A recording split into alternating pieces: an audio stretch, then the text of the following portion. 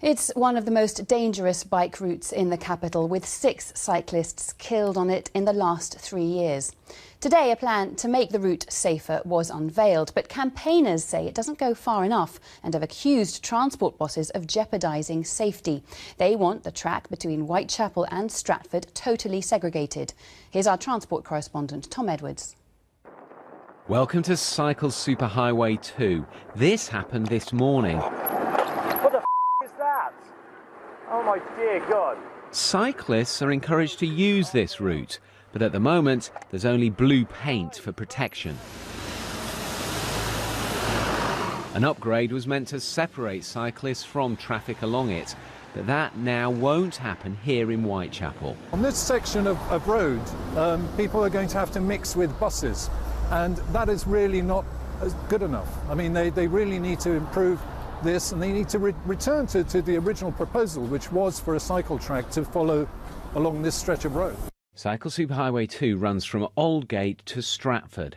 6 cyclists have died using it or trying to get onto it since it opened in 2011.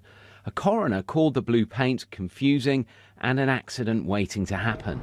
Transport for London says that it's only a very small section of Cycle Superhighway 2 that won't now be segregated, but campaigners say that if they compromise here on such a controversial route, they'll compromise anywhere. There are also concerns over the junction improvements.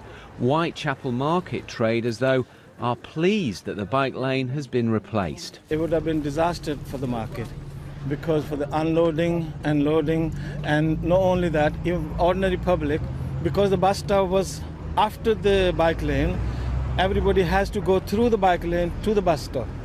So it would have been a disaster.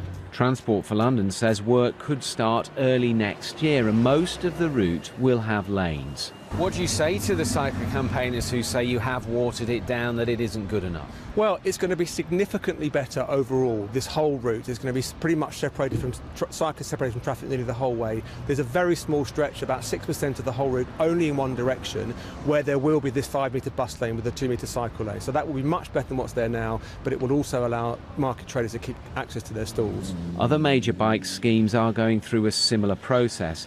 This won't be the last time you hear accusations that plans are being watered down. Tom Edwards, BBC London News.